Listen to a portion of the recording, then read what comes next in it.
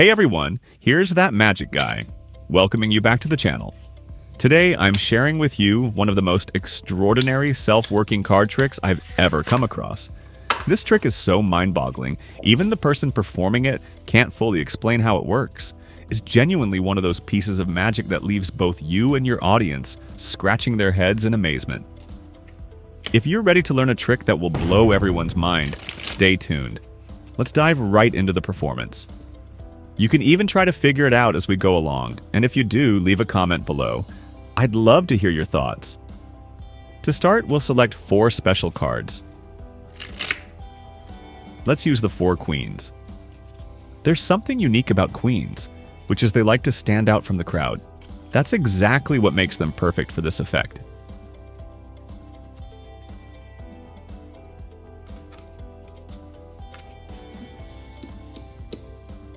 Alongside the queens, we'll take 16 random cards from the deck. Let's count them out together. 1, 2, 3.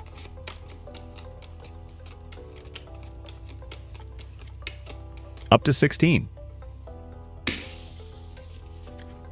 These 16 cards don't need to be in any particular order, so we'll shuffle them a bit to ensure there's no setup involved. The key here is that everything looks and truly is random. Next, we hand the 4 queens to the spectator and let them decide where to place each queen within the stack of 16 cards.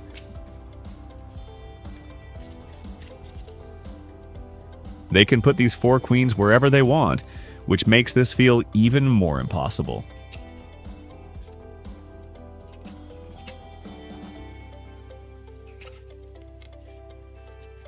Once the queens are placed, we'll shuffle the entire deck together. You can even let the spectator do the shuffling so they know there's no funny business happening.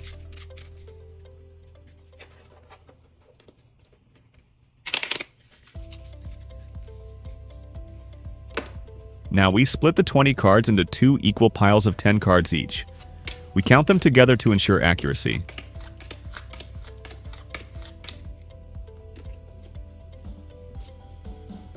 After that, the spectator chooses one pile to flip face up. Let's say they pick this one. We then mix the 2 piles together, alternating cards from either piles.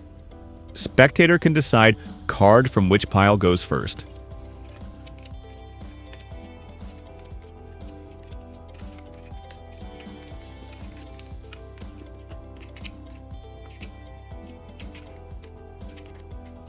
Once we have mixed 2 piles into one completely, spectator can even cut the deck further if they wish. After this, we deal them out in pairs. Here's the fun part. The spectator decides what happens with each pair. They can leave the pair as it is or flip. This step feels incredibly free and random, adding to the impossibility of the trick. After the pairs are dealt and flipped, we gather the cards into a single stack and deal them out into 4 piles as if we're playing a 4-handed card game. One card goes here, the next one there, and so on, until all the cards are distributed.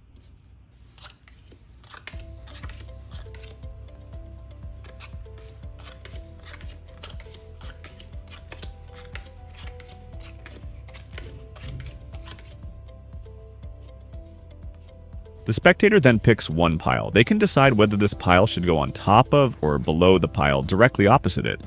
Let's say they choose to place it on top. We repeat this process with the remaining 2 piles, giving the spectator complete control over the order of the cards. Let's say they say below this time. Finally, we're left with 2 piles. The spectator chooses one to flip face up,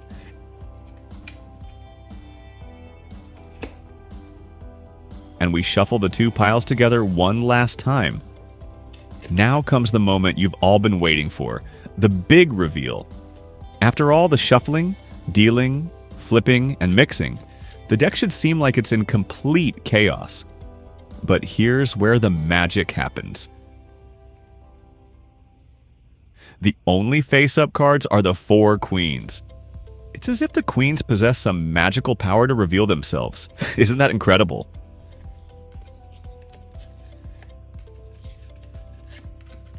Let's move on to the tutorial so you can learn how to perform this trick for your friends and family.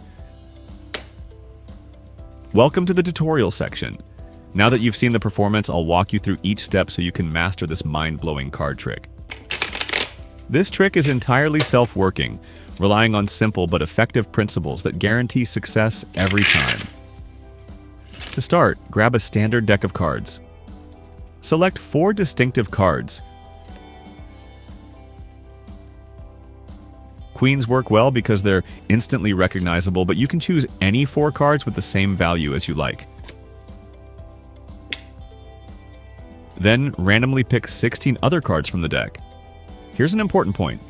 The order of the 16 cards doesn't matter at all, so feel free to shuffle them.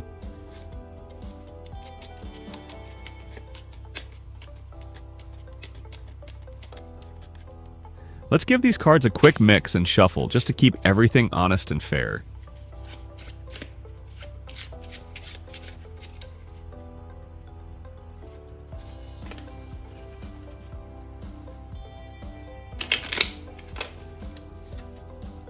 Next, we invite our spectator to join in. They can take the queens and place them anywhere they like within this stack of 16 cards. The choice is entirely theirs. Let's say they decide to put a queen here, another one here, and the last 2 over here. It doesn't matter where they place them.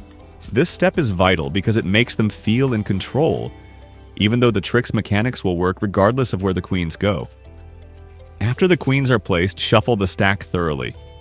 Let the spectator shuffle as well to ensure there's no suspicion of manipulation. Once the shuffling is done, we're going to split the deck in half. Let's count out 10 cards for one pile and 10 cards for the other.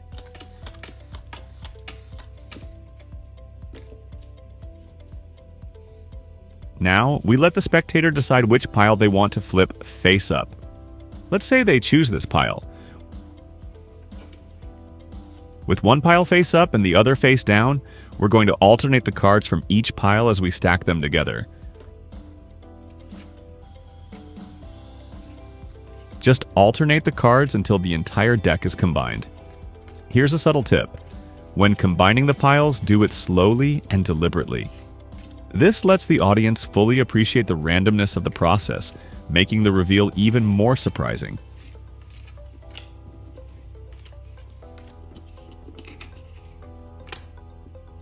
At this point, the spectator can cut the deck again.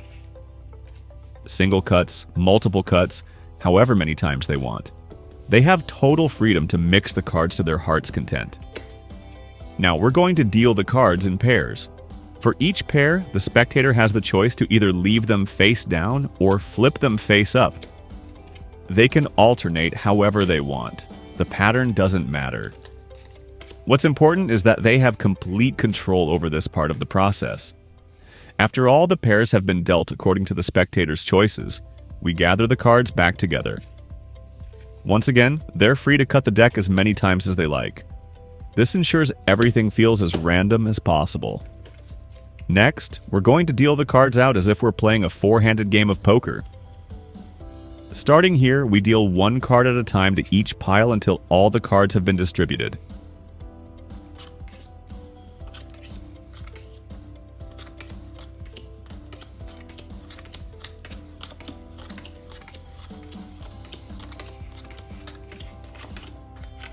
Now, the spectator has another choice. They can select 1 pile from the 4 in front of them.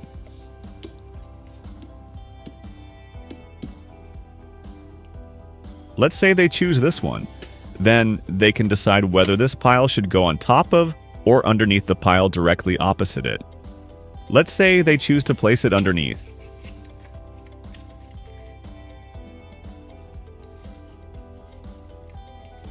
We repeat this process with the remaining 2 piles. The spectator decides which pile to pick up and whether to place it on top of or below the other. For example, they might choose this pile and place it on top of the other one. Finally, we're left with these 2 piles. The spectator gets a final choice, they pick one of them, and we flip that pile face up.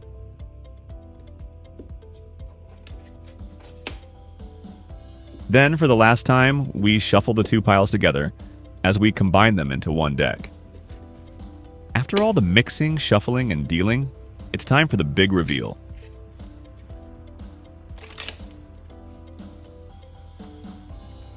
As you slowly spread them, the only face-up cards that emerge are the 4 queens. Pause here for dramatic effect. Let your audience take in what they're seeing. Their amazement will be even greater if you remind them of all the choices they made along the way. Emphasize how impossible it seems that the queens could have revealed themselves after so much random shuffling. Personally, this trick never fails to amaze me. The spectator has so many choices and so much freedom throughout the process, yet the result is always the same. The queens, true to their nature, always find a way to stand out from the crowd. If you enjoyed this trick and want to see more like it, please give this video a thumbs up. It really helps out the channel. And if you're not already subscribed, hit that subscribe button and turn on notifications. Until next time, keep practicing, keep performing, and keep spreading the magic.